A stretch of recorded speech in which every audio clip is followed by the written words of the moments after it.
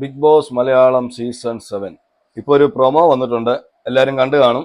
ലാലേട്ടൻ അനീഷിനെ എടുത്തിട്ട് കുടയുന്നത്. ഈ പ്രൊമോ ഇറങ്ങിയത് പിന്നെ ഇപ്പൊ ലാലേട്ടന് കിടക്കപ്പുറതിയില്ല. അതുപോലെ തന്നെ നമ്മളെ പോലുള്ളവർ പിന്നെ ഈ അനീഷിനെതിരെ വല്ലതും പറഞ്ഞു കഴിഞ്ഞാൽ നമുക്കും കിടക്കപ്പുറതിയില്ല. രാജാവിനെ തുറന്നു കാട്ടുന്ന ഒരു പ്രൊമോ ആയിട്ടാണ് എനിക്ക് തോന്നിയത്. എന്ന് വെച്ചാൽ രാജാവ് അവിടെ കുറച്ച് കാര്യങ്ങൾ പറഞ്ഞിരുന്നു. കഴിഞ്ഞ ആഴ്ച ഏറ്റവും കൂടുതൽ എക്സ്പോസ് ആയത് ആരാന്ന് ചോദിച്ചാൽ അനീഷ് ആയിരിക്കും. അപ്പം PR വർക്കേഴ്സിനെ കുറിച്ചാണ് ലാലേട്ടൻ പറയുന്നത്. ഇവിടെ ഒരാൾക്ക് PR എന്താണെന്ന് പോലും അറിയില്ല എന്നുള്ളത്. അപ്പൊ തന്നെ അനീഷോട് ചോദിക്കുമ്പോൾ അനീഷ് അവിടെ കിടന്നുകൊണ്ട് വിൽക്കുന്നുണ്ട്, എനിക്ക് ഇവിടെ വന്നത് പിന്നാണ് എന്നൊക്കെ പറയുന്നുണ്ട്.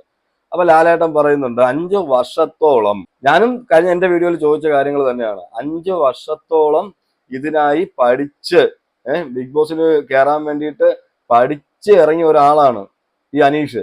പക്ഷെ PR എന്താണെന്ന് പോലും അറിയത്തില്ല.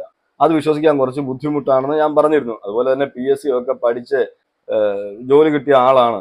അതെന്തായാലും ലാലേട്ടൻ എന്ന് ചോദിക്കുന്നുണ്ട്. അതുപോലെ തന്നെയാണ് ബിഗ് ബോസിൽ നിന്ന് നിങ്ങൾക്ക് എത്ര ദിവസം മുന്നെയാണ് കോൾ വന്നതെന്നുള്ളത്. ഇന്നലെ ജയിലിൽ വെച്ച് ലക്ഷ്മിയോട് പറഞ്ഞിരുന്നത് 3 ദിവസം മുന്നെയാണ് എനിക്ക് കോൾ വന്നത്. ഞാൻ എന്നിട്ട് പിന്നെ നെട്ടോട്ടമായിരുന്നു, പൈസ ഇല്ലായിരുന്നു, പൈസ ഒക്കെ പലരോടും ചോദിച്ചിട്ടാ വാങ്ങിച്ചെന്നൊക്കെ പറയുന്നു. അതെല്ലാം കറക്റ്റ് ആയിരിക്കും. പൈസയൊക്കെ അഡ്ജസ്റ്റ് ചെയ്യാൻ കുറച്ച് സമയം എടുത്ത് കാണും. പക്ഷേ 3 ദിവസം മുന്നെയാണ് എനിക്ക് ഫൈനൽ കോൾ വന്നതെന്ന് പറയുന്നുണ്ടായിരുന്നു. ലാലേട്ടൻ അതും ചോദിക്കുന്നുണ്ട്. നിങ്ങൾക്ക് 13 ദിവസം മുന്നെയാണ് ഇവിടുന്ന് 12-13 ദിവസം മുന്നെയാണ് നിങ്ങൾക്ക് ഇവിടുന്ന് കോൾ വന്നതെന്ന് പറയുന്നുണ്ട്. അല്ല എന്നുള്ള രീതിയിൽ അവിടെ സംസാരിക്കാൻ പറഞ്ഞുകൊണ്ട് വേണമെങ്കിൽ ഞങ്ങൾ തെളിവ് കാണിക്കാന്നുള്ളത്. എന്താണെന്ന് വെച്ചാൽ ഏഷ്യാനെറ്റ് ആണല്ലോ ഇവരെല്ലാം ക്ഷണിച്ചിരിക്കുന്നത്. തെളിവ് കാണിക്കാൻ അവർക്ക് എളുപ്പമായിരിക്കും. പിന്നെ അനീഷ് ഒന്നും പറയുന്നതായിട്ട് കാണിക്കുന്നില്ല. എന്തായാലും പ്രൊമോയാണ്.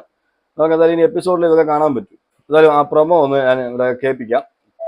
PR എന്ന് പറയുന്ന വാക്ക് ആദ്യമായിട്ട് കേട്ട ഒരാൾ നിങ്ങളുടെ കൂടെ ഉണ്ടറിയാം അനീഷ്. ഇത്രയും വലിയ കാര്യങ്ങൾ നടക്കുന്നുണ്ടെന്നുള്ളത് എനിക്ക് ഒരു തരത്തിലും ഐഡിയ ഉണ്ടായിരുന്നില്ല. 5 വർഷത്തോളമായി ലീവ് എടുത്ത് ഈ ബിഗ് ബോസിലോട്ട് കയറാൻ കാത്തിരുന്ന ഒരാളാണ്. PR നെ കുറിച്ചൊന്നും അറിയില്ല. 3 ദിവസം മുമ്പാണ് ബിഗ് ബോസിൽ നിന്നൊരു കോൾ വന്നാണോ? 3 ദിവസം മുൻപാണ് എനിക്ക് 12 ദിവസങ്ങൾക്ക് മുമ്പാണ് ഞങ്ങൾ അറിയിക്കുന്നത്. അത്രയ്ക്കൊന്നും ഉണ്ടായിരുന്നില്ല. ഇല്ലെന്ന് പറഞ്ഞാൽ ഞാൻ തെരുവുകൾ കാണിക്കും. എന്തായാലും അനീഷിനെ എല്ലാവരും ഇപ്പൊ പഠിച്ചു കഴിഞ്ഞു. അന്തം ഫാൻസ് ഒഴിച്ച് ബാക്കി എല്ലാവരും. പ്രത്യേകിച്ച് ഈ പ്രൊമോയിൽ തന്നെ പറയുന്നുണ്ട് 3 ദിവസം മുന്നേ അല്ല 12 ദിവസം മുന്നേ ആണെന്ന്. ഈ അനീഷിനെതിരെ സംസാരിച്ചു കഴിഞ്ഞാൽ ഷാനവാസിനെ ഡീഗ്രേഡ് ചെയ്യുന്ന ഒരു സ്വഭാവമുണ്ട്. ഷാനവാസ് ചെയ്തത് തെറ്റാണോ എന്ന് ചോദിച്ചാൽ ആ ടാസ്കിൽ കാണിച്ചത് തെറ്റ് തന്നെയാണ്. എന്നുവെച്ചാൽ പിന്നെ ഷാനവാസിന്റെ ഭാഗത്ത് നിന്ന് നമ്മൾ ചിന്തിച്ചു കഴിഞ്ഞാൽ ആ ടാസ്ക് കുളമാക്കിയത് ഷാനവാസാണെന്ന് പറയാമെങ്കിലും ഷാനവാസിന്റെ ഭാഗത്ത് നമ്മൾ ചിന്തിച്ചു കഴിഞ്ഞാൽ ഇവരെല്ലാം ഷാനവാസിനെതിരെ നിൽക്കുന്നവരാണ്.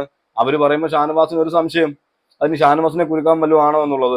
അവിടെ ഷാനവാസ് കാണിച്ച വേറൊരു മണ്ടത്തരമുണ്ട്. ഇത് ആരോടും പറയരുതെന്ന് പറഞ്ഞിട്ട് പോയിട്ട് ആദിലോട് പറഞ്ഞു. ഇതൊരു വലിയൊരു കുറ്റമായിട്ടൊന്നും എനിക്ക് തോന്നുന്നില്ല. അവിടെ ഗെയിം കളിക്കുമ്പോൾ പലരും പല സ്വഭാവക്കാരാണല്ലോ. അങ്ങോട്ടും ഇങ്ങോട്ടും ആരും ട്രസ്റ്റ് ഒന്നുമില്ല. അപ്പം പലരും അനീഷിനെയും ഷാനവാസിനെയും വെച്ചുകൊണ്ട് ഷാനവാസിനെ ഡീഗ്രേഡ് ചെയ്യാൻ ശ്രമിക്കുന്നത് ഞാൻ കണ്ടിട്ടുണ്ട്.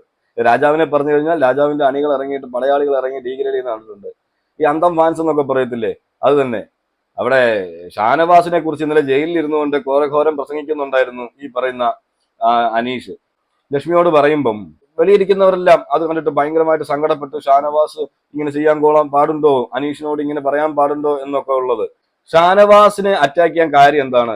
നൈസായിട്ടാണ് ഈ അനീഷിന്റെ വർക്ക്. എന്ന് വെച്ചാൽ അനീഷ് ഷാനവാസിനെ കൂട്ടുപിടിച്ചു എന്നുള്ളതാക്കിയിട്ട് ഷാനവാസ് അനീഷ് ചെയ്യുന്നതിനെല്ലാം കൂട്ടു നിൽക്കണം. ഷാനവാസ് അനീഷിനെ തള്ളി പറയരുത്, അനീഷിന്റെ കൂടെ തന്നെ നിൽക്കണം എന്നൊക്കെ പറയുന്നത് എവിടുത്തെ നിയമമാണെന്ന് എനിക്ക് മനസ്സിലാവുന്നില്ല. ചില അന്തം ഫാൻസുകാർ പറയുന്നതാണ് ഞാൻ പറയുന്നത്. എന്താന്ന് വെച്ചാൽ അനീഷിന്റെ കളി കളിക്കാനാണ് വന്നത്. ഷാനവാസിന്റെ ഗെയിം കളിക്കാനാണ് വന്നത്. ഷാനവാസ് എപ്പോഴും പറയുന്നുണ്ട്, ആദ്യം മുതലേ പറയുന്ന ഒരു വാക്കുണ്ട് ഷാനവാസ്, ഞാൻ നിന്നെ തുറന്നു കാണിക്കും, ഞാൻ നിന്റെ സ്വഭാവത്തിൽ മാറ്റം ഉണ്ടാക്കും, നിന്റെ യഥാർത്ഥ സ്വഭാവം ഇതല്ല, നിന്നെ ഞാൻ തുറന്നു കാട്ടിക്കൊണ്ടേയിരിക്കും, നിന്നെ തുറന്നു കാട്ടിയത് ഞാനാണെന്നും പറയുന്നുണ്ട്. സത്യമല്ലേ? ഏറ്റവും കൂടുതൽ അവിടെ അനീഷിനെ എക്സ്പോസ് ചെയ്തത് തന്നെ ഈ പറയുന്ന ഷാനവാസാണ്. അതിന്റെ ഒരു ദേഷ്യം ഈ അന്തം ഫാൻസുകാർക്ക് ഉണ്ടായിരിക്കും. ഓക്കെ, ഇപ്പൊ PR കാര്യം ചോദിക്കുന്നു. ഇപ്പൊ PR കാര്യം അതുപോലെ തന്നെ ഇവർ അറ്റാക്ക് ചെയ്യുന്ന അനീഷിന്റെ അന്തം ഫാൻസുകാർ, ഞാൻ തുറന്നു പറയാമല്ലോ, ഇപ്പൊ എന്റെ വീഡിയോ കണ്ടാലും നിങ്ങൾ അൺസബ്സ്ക്രൈബ് ചെയ്ത് പോയാലൊന്നും എനിക്ക് വിഷയമല്ല. നമ്മൾ പറയേണ്ടത് നമ്മൾ പറയും.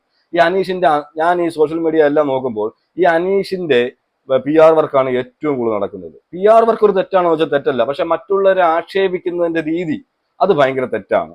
എന്നുവെച്ചാൽ അവരുടെ വീട്ടുകാരെ പറയുക, അല്ലെങ്കിൽ ഒരാളെ ഡീഗ്രേഡ് ചെയ്യാൻ വേണ്ടി അങ്ങേ അറ്റം വരെ പോവുക.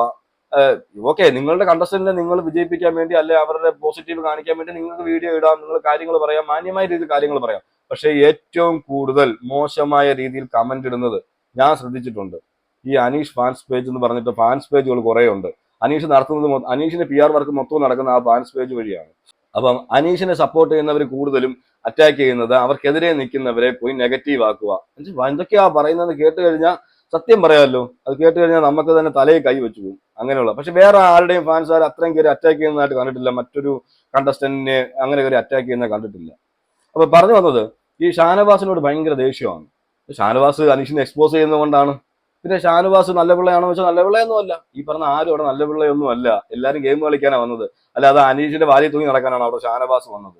ഒരിക്കലും അല്ല. ഷാനവാസ് എക്സ്പോസ് ചെയ്ത് കാണിക്കേണ്ട സമയത്ത് ഈ അനീഷിനെ എക്സ്പോസ് ചെയ്ത് കാണിക്കും.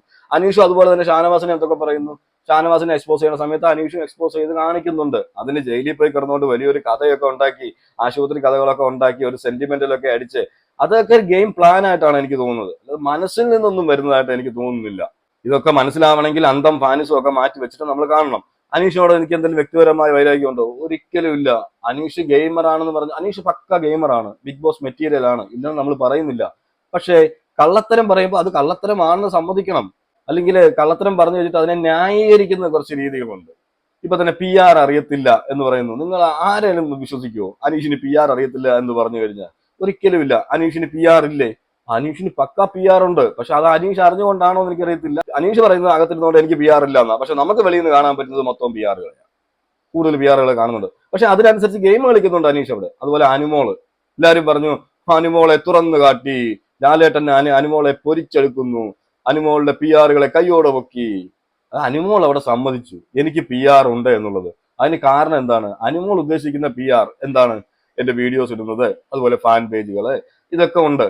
ഇഷ്ടപ്പെടുന്നവരുണ്ട്, അവർ ഫാൻ പേജുകൾ തുടങ്ങും. അതുപോലെ വീഡിയോസ് ഒക്കെ ബൂസ്റ്റ് ചെയ്യാൻ വേണ്ടി വീഡിയോസ് ഇടും. എന്റെ അക്കൗണ്ട് ഞാൻ ഒരാളുടെ കയ്യിൽ കൊടുത്തിട്ടാണ് വന്നിരിക്കുന്നത് എന്നൊക്കെ പറയുന്നുണ്ട്. പിന്നെ പറയുന്നൊരു കാര്യമുണ്ട്, 16 ലക്ഷം ഒന്നും കൊടുത്തിട്ട് ഞാൻ PR ഒന്നും എടുത്തിട്ടില്ല. ഞാൻ 30 ലക്ഷം രൂപയുടെ കടക്കാരിയാണ്.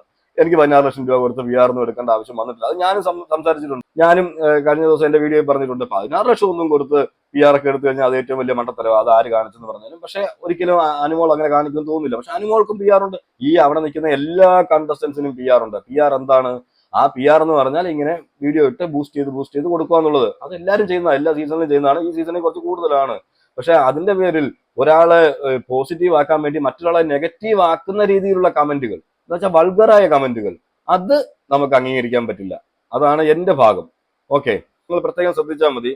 ഈ കുറെ ചാനലുകളുണ്ട് ഈ അനീഷിനെ സപ്പോർട്ട് ചെയ്യുന്നവര്, അതുപോലെ അനുമോളെ സപ്പോർട്ട് ചെയ്യുന്നവര്, അങ്ങനെ കുറെ ചാനലുകളുണ്ട്. ഇപ്പം ഞാനിവിടെ ഇങ്ങനെ സംസാരിക്കുമ്പോൾ എല്ലാവരും പറഞ്ഞിട്ടുണ്ട് എൻ്റെ അടുത്ത്, ഞാൻ അനീഷിന്റെ PR ആണെന്ന് പറഞ്ഞിട്ടുണ്ട്, അനുമോളുടെ PR ആണെന്ന് പറഞ്ഞിട്ടുണ്ട്, ഷാനവാസിന്റെ PR ആണെന്ന് പറഞ്ഞിട്ടുണ്ട്.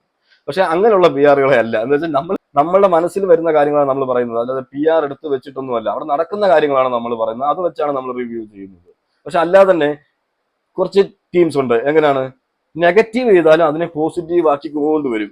ചാനലിൽ വന്നിരുന്നോണ്ട് ഘോരം പ്രസംഗിക്കും, അനീഷ് പുലിയാണ്, മറ്റേതാണ്, തീയാണ്, പുകയാണ് എന്നൊക്കെ പറഞ്ഞിട്ട്. അതുപോലെ തന്നെ അനുമോളുടെ ആയിക്കോട്ടെ, എല്ലാവരും ആയിക്കോട്ടെ. പക്ഷെ അവരെ തെറ്റുകൾ കാണിക്കുന്നതിന് പകരം അവരെന്ത് ചെയ്യുന്നത്, തെറ്റ് ചെയ്താലും അതിനെ ബൂസ്റ്റ് ചെയ്യുന്ന ആൾക്കാരുണ്ട്.